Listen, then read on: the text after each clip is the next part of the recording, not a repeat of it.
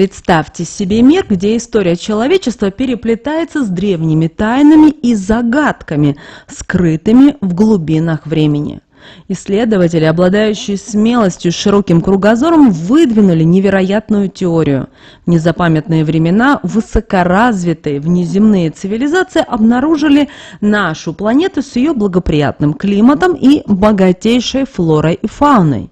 Эти могущественные культуры решили провести грандиозный эксперимент, заселив Землю разумными существами, то есть нами, людьми.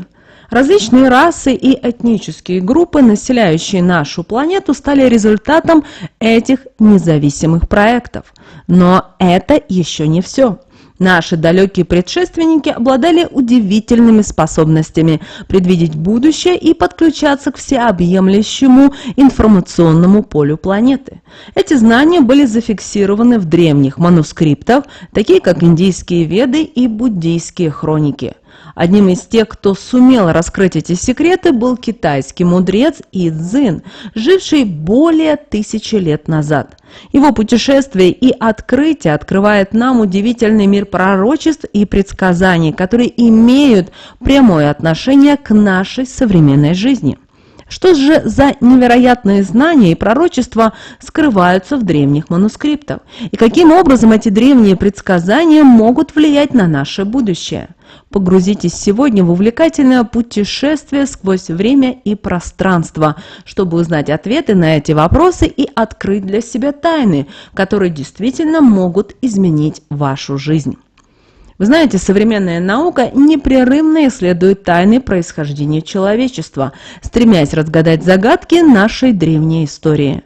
Однако некоторые исследователи, обладающие широким кругозором и готовые к смелым предположениям, выдвинули теорию, которая выходит уже за рамки традиционных научных парадигм. Эта теория гласит, что в незапамятные времена высокоразвитые внеземные цивилизации обнаружили Землю и решили провести свой грандиозный эксперимент, заселив ее разумными существами, людьми. По мнению сторонников данной теории, высокоразвитые внеземные цивилизации, существовавшие в разных уголках космоса, обладали достаточным уровнем технологий и знаний, чтобы исследовать далекие планеты. Обнаружив Землю, они были очарованы ее благоприятным климатом и богатейшим миром флоры и фауны. Земля представляла собой идеальную платформу для проведения экспериментов и создания нового вида разумных существ. Согласно теории, эти внеземные цивилизации решили провести эксперимент, целью которого было заселение Земли разумными существами. Каждая цивилизация осуществляла свой проект независимо от других, используя свои уникальные методы и подходы. Результатом этих экспериментов стало появление различных рас и этнических групп на планете. Такое разнообразие объясняется тем, что каждое внеземное общество вносило свои коррективы в генетический материал и культуру создаваемых ими людей. Одна из ключевых идей данной теории заключается в том, что разнообразие рас и этнических групп на Земле является прямым следствием различных проектов внеземных цивилизаций.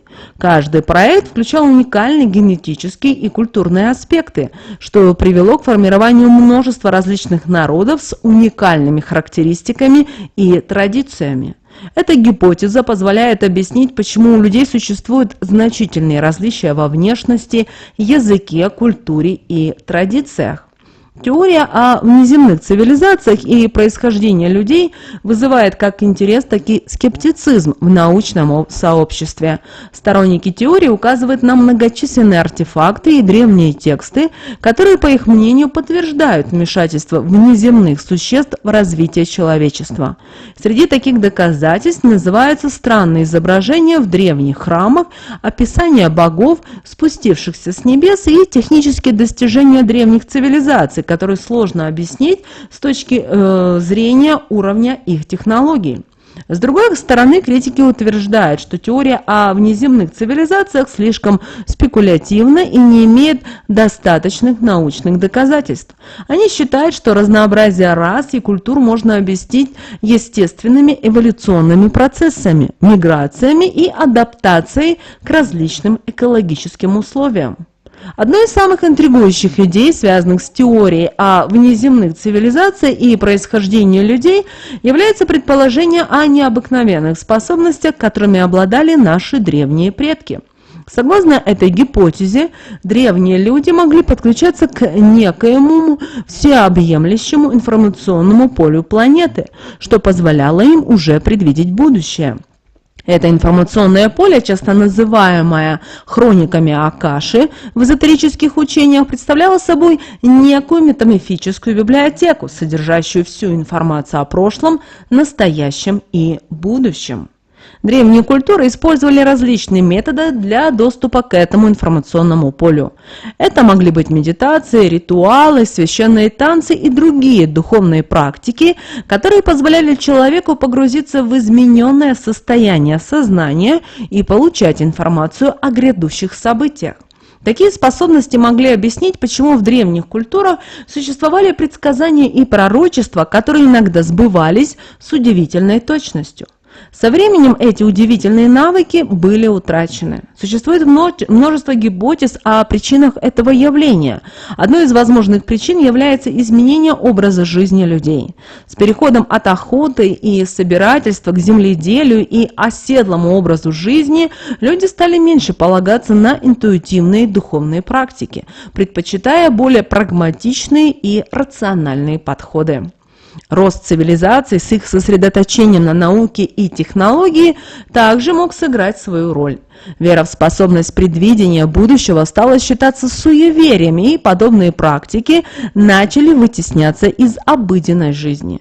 В результате эти навыки, возможно, просто забылись и перестали передаваться из поколения в поколение. Знания о будущем и предсказания древних людей были зафиксированы в различных текстах, которые сохранились до наших дней. Среди них особо выделяются индийские веды, буддийские манускрипты и другие древние хроники.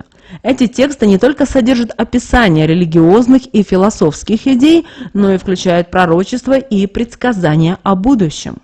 Индийские веды, одни из самых древних текстов человечества, являются богатейшим источником знаний о религии, философии и космологии. В них можно найти упоминания о различных эрах и циклах времени, а также пророчества о грядущих событиях. Некоторые исследователи считают, что эти тексты содержат информацию, полученную благодаря способности древних риши, то есть мудрецов, к предвидению. Буддийские манускрипты также полны предсказаний и описаний будущих событий. В буддийской традиции существует множество пророчеств, связанных с приходом Мантрейны, то есть будущего Будды, который принесет новый золотой век человечеству. Эти пророчества основаны на глубоких медитациях и духовных видениях буддийских мастеров. Помимо вед и буддийских манускриптов существуют и другие древние тексты, содержащие пророчества, например, египетские и шумерские таблички, китайские оракулы и греческие предсказания. Эти тексты свидетельствуют о том, что предсказания и видения будущего были важной частью культурного наследия многих древних цивилизаций. История человечества полна удивительных личностей, чьи жизни и достижения изменили ход цивилизации и оставили неизгладимый след в мировой культуре. Одним из таких выдающихся людей был И Цзин Цин, китайский монах, философ и путешественник, чьи труды и открытия до сих пор вызывают восхищение и глубокий интерес. Его жизнь, посвященная поиску знаний и духовной мудрости, стала мостом между Востоком и Западом, объединяя культурные и религиозные традиции. И Цзин родился в 603 году в Китае во время правления династии Суй. С ранних лет он проявлял незаурядный интеллект и любознательность, что не осталось незамеченным его семьей и наставниками. Его тяга к знаниям и способность к глубокому мышлению выделяли его среди сверстников, предвещая великое будущее. В возрасте 14 лет Ицзин принял монашеский постриг в буддийском монастыре. Его решение посвятить себя духовной жизни было продиктовано желанием познать истину и помочь другим в этом поиске. В монастыре он стал учеником знаменитого философа и переводчика Сюаньцзяна, который оказал огромное влияние на его развитие. Под руководством Сюаньцзяна Ицзин овладел искусством перевода и углубил свои знания в буддийской философии и культуре. Одним из самых значительных событий в жизни Ицзина стало его путешествие в Индию. В 671 году, после многих лет обучения в Китае, он отправился на длительное и трудное странствие, чтобы достичь монастыря Наланда. Это центр буддийской мысли и образования. Путь в Индию был полон испытаний и опасностей, но Ицзин преодолел их благодаря своему упорству и стремлению к знаниям. Во время своих 25-летних странствий Ицзин собрал более 400 древних манускриптов, содержащих бесценные знания по буддийской философии, медицине, астрономии и другим наукам. Эти манускрипты были собраны из различных монастырей и образовательных центров Индии, Шри-Ланки и других стран, которые он посетил. Его усилия по сбору этих текстов были направлены на сохранение и распространение буддийских знаний в Китае. Одной из главных заслуг Ицзина было переведение собранных манускриптов с санскрита на китайский язык. Он не только переводил тексты, но и адаптировал их для китайской аудитории, создавая подробные комментарии и объяснения. Благодаря его труду китайские монахи и ученые получили доступ к огромному массиву знаний, которые существенно обогатили буддийскую традицию в Китае. После возвращения в Китай Ицзин основал школу переводческого искусства, где обучал молодых монахов и ученых. Он стремился передать свои знания и опыт новым поколениям, обеспечивая тем самым непрерывность передачи буддийской мудрости. Его ученики продолжали его дело, переводя и интерпретируя священные тексты, что способствовало дальнейшему развитию буддизма в Китае. Вклад Ицзина в мировую культуру трудно переоценить. Его труды стали мостом между буддийской культурой Индии и Китая, способствуя обмену знаний и духовных практик. Его переводы и комментарии по-прежнему изучаются и уважаются в буддийских кругах по всему миру. Ицзин также известен своими пророчествами и видениями, многие из которых до сих пор вызывают интерес исследователей. Его работы содержат предсказания, которые касались различных регионов, включая северные территории, которые можно соотнести с Россией. Эти предсказания, зафиксированные в древних текстах, продолжают вызывать дискуссии и интерпретации в современном мире. Одним из наиболее интригующих аспектов манускрипта Ицзина является его описание северных территорий, которые современные исследователи связывают с Россией. В своих трудах Ицзин подробно описывает земли, покрытые густыми лесами и обширными равнинами, населенными разными народами с богатой культурой и историей. Эти описания удивительно точны и соответствуют географическим и культурным особенностям России, что вызывает еще больший интерес к его пророчествам. Ицзин описывает реки, горы и другие природные объекты, которые можно идентифицировать с современными географическими объектами на территории России. Его описание охватывает не только природу, но и социально-политические структуры, указывая на существование крупных поселений и торговых путей, связывающих эти земли с другими регионами.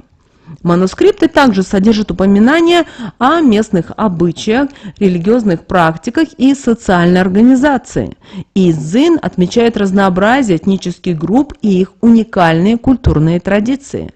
Это утверждает гипотезу о том, что он действительно имел доступ к информации, касающейся этих земель, возможно, благодаря древним торговым и культурным связям. Одним из самых известных пророчеств Ицзина является предсказание о возрождении монархии в России. Он указывает, что это событие произойдет в период с 2029 по 2031 годы. Пророчество описывает возвращение царской власти после долгого периода республиканского правления и политической нестабильности.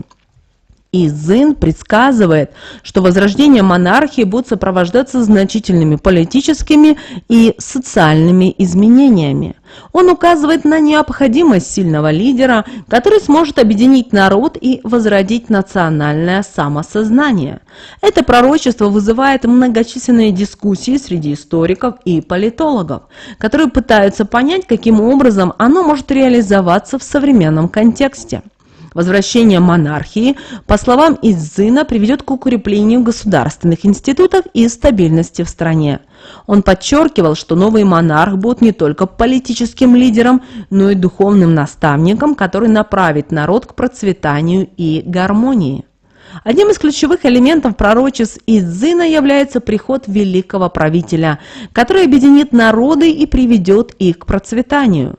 Этот правитель, по мнению Изына, будет обладать выдающимися личными качествами и духовной силой, что позволит ему преодолеть все трудности и вести свой народ к светлому будущему. Изын предсказывает, что великий правитель сможет объединить разные этнические группы и народы под своим правлением, создавая единое государство, основанное на принципах справедливости и гармонии. Это государство станет примером для всего мира, показывая, как можно достичь мира и процветания через единство и сотрудничество. Пророчество Изына описывает период процветания и гармонии, который и наступит под правлением великого лидера. Он указывает на развитие науки, культуры и искусства, а также на улучшение качества жизни для всех граждан. Этот период станет золотым веком для страны, которая оставит глубокий след в истории человечества. Пророчества Изына, сделанные более 1000 лет назад, продолжают удивительно перекликаться и с текущей ситуацией в мире. В современных условиях глобальных изменений и политической нестабильности его предсказания о возрождении монархии, приходе великого правителя и объединении народа вызывают особый интерес. Многие исследователи и энтузиасты находят в его трудах параллели с современными событиями, такими как экономические кризисы, политические перевороты и стремление к глобальной гармонии. В эпоху глобализации и быстрых технологических изменений мир сталкивается с многочисленными вызовами, включая экологические катастрофы, социальное неравенство и геополитическую напряженность. Пророчество Изына о сильном лидере, который сможет преодолеть эти трудности и вести народы к процветанию, находит отклик в сердцах людей, стремящихся к стабильности и миру. Интерпретация древних пророчеств всегда субъективна и зависит от текущих событий и личных убеждений тех, кто занимается их изучением. Различные школы мысли предлагают свои трактовки текстов Изына, находя в нем символы и знаки, которые могут быть применимы к современному миру. Каждый исследователь или энтузиаст, изучающий пророчества, привносит в их интерпретацию свой уникальный взгляд и опыт. Это делает процесс интерпретации живым и динамичным, позволяя находить новые смыслы и значения в древних текстах. Некоторые видят в предсказаниях Изына конкретные указания на политические и социальные изменения, другие – общие философские принципы, которые могут направлять человечество. Одной из ключевых идей, которые можно извлечь из пророчеств Изына, является важность коллективных усилий и ответственности каждого человека. Независимо от того, насколько точны предсказания, будущее во многом зависит от действий и решений, принимаемых людьми сегодня. Пророчества напоминают нам, что каждый человек имеет значение и может внести свой вклад в создание более справедливого и процветающего мира. Коллективные усилия по решению глобальных проблем, такие как изменение климата, социальная справедливость и мирное сосуществование, требуют участия и ответственности всех членов общества. Пророчества Изына могут служить и источником размышлений и вдохновения, но не следует воспринимать их как неизбежное предначертание судьбы. Они могут помочь нам задуматься о текущих проблемах и возможных путях их решения. Но важно помнить, что будущее всегда остается в наших руках. Пророчества могут быть использованы как инструмент для философского осмысления и поиска смысла в сложных жизненных ситуациях. Они предлагают нам широкий взгляд на историю и будущее, позволяя увидеть связь между прошлым и настоящим, а также понять, как наши действия сегодня могут повлиять на будущее. Пророчества Изына, сделанные более 1000 лет назад, продолжают вызывать интерес и дискуссии в современном мире. Они перекликаются с нашими текущими вызовами и вдохновляют нас на размышления о будущем. Важно помнить, что несмотря на все предсказания, именно наши с вами коллективные усилия и личная ответственность определяют, каким будет завтрашний день. Мы сами создаем свое будущее, и каждый наш шаг имеет значение. Если вам понравилось это видео, поставьте лайк, подпишитесь на наш канал и нажмите на колокольчик, чтобы не пропустить новые интересные выпуски. Оставляйте свои комментарии и делитесь своими мыслями о пророчествах и их влиянии на наше время. Благодарим за внимание и до новых встреч!